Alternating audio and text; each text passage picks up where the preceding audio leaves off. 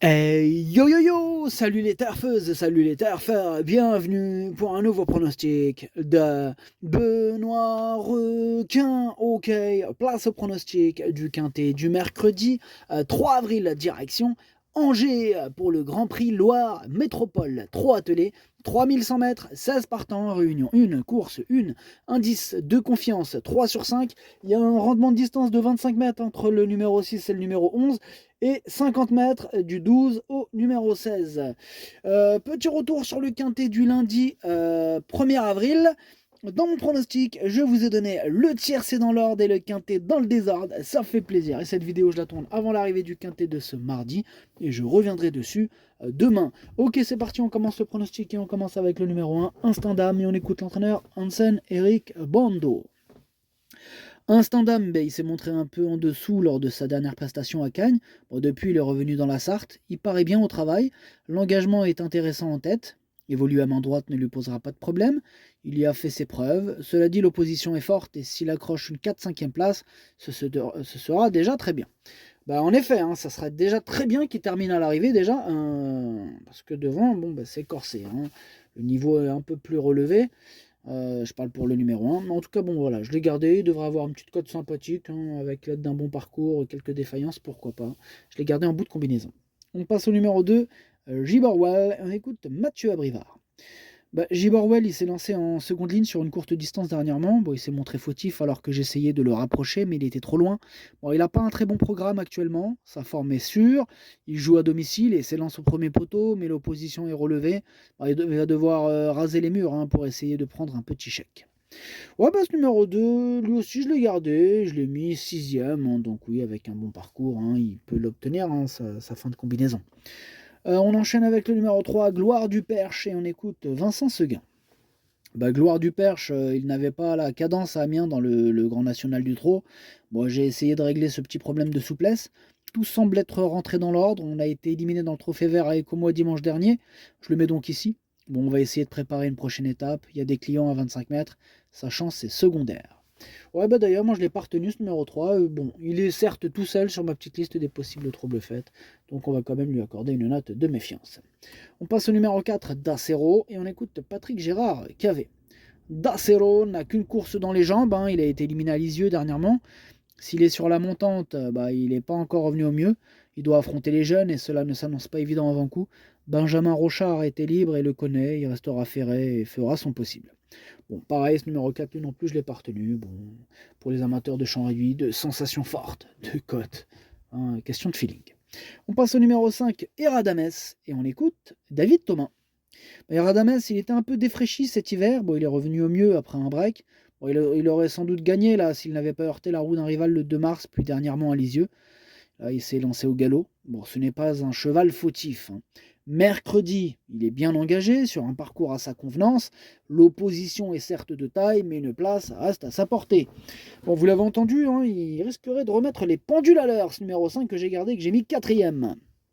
On passe au numéro 6, Grâce du Dijon, et on écoute Charles Dreux. Grâce du Dijon découvre ici un bon engagement, même si elle rend la distance. Elle est très bien physiquement. Les années n'ont pas d'emprise sur elle. Elle courait très bien là au sulky en fin de meeting. Horace Dugoutier et Gaspard Dubrion sont de sérieux clients.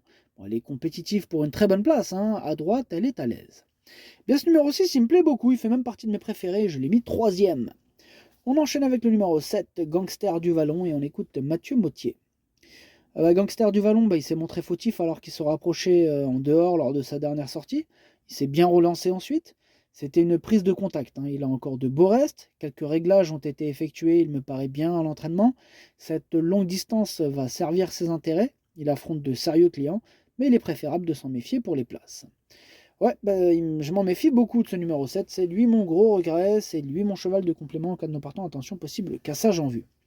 On passe au numéro 8, Pharrell Seven, et on écoute Jean-Michel Bazir.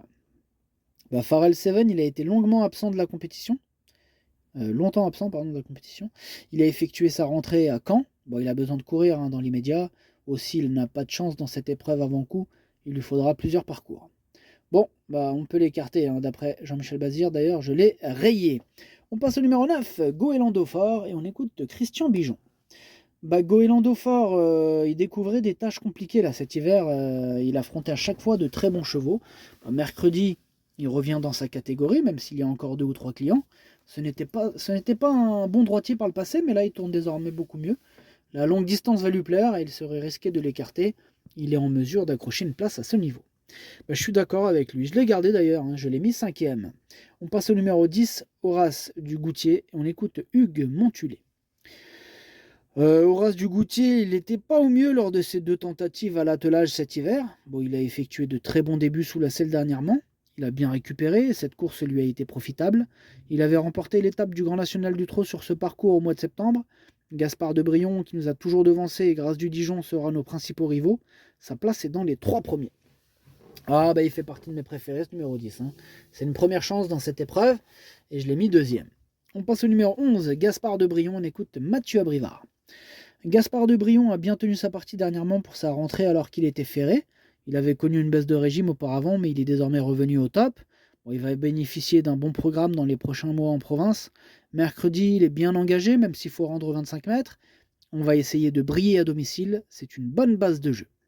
C'est une bonne base de jeu, nous dit Mathieu Abrivard. Et en effet, hein, lui aussi, c'est clairement une première chance. Hein, il peut tous les battre, hein, en espérant que tout se passe bien. Je l'ai mis en tête.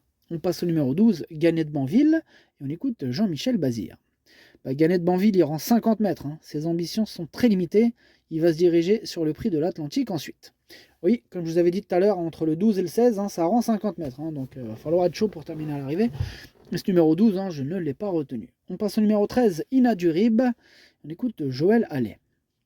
Ina Durib a un peu décompressé après le prix des Centures début mars.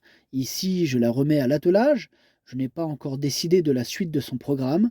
Bon, ici, elle rend 50 mètres et cela s'annonce pas évident à beaucoup, mais elle a dévoilé des capacités dans la spécialité. Il ne faut pas l'exclure en fin de combinaison.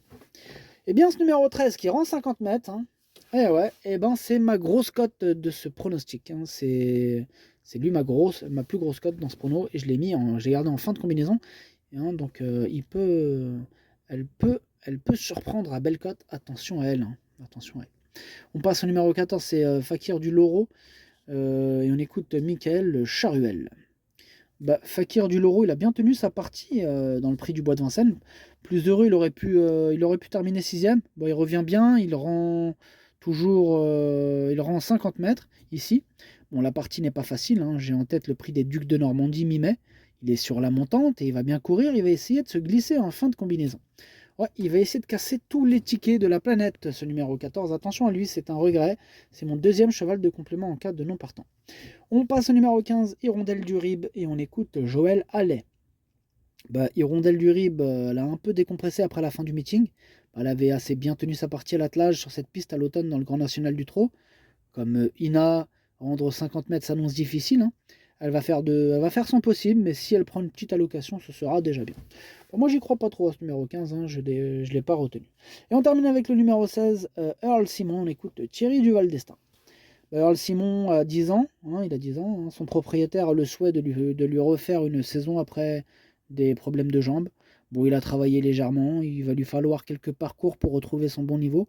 Ici, c'est une rentrée, il rend 50 mètres et il faut le revoir. Bon, c'est clair, net et précis. Hein. Thierry nous a dit qu'on peut le revoir. C'est d'ailleurs ce que j'ai fait et je l'ai écarté. Le pronostic, ça donne 11, 10, 6, 5, 9, 2, As, 13. Merci d'avoir suivi cette vidéo. N'hésitez pas à mettre un pouce bleu si la vidéo vous a plu. Pour accéder à tous mes tickets pour la course du Quintet, rendez-vous directement en description de la vidéo. À jouer avec modération. Bonne chance, chopez-le moi. Ciao.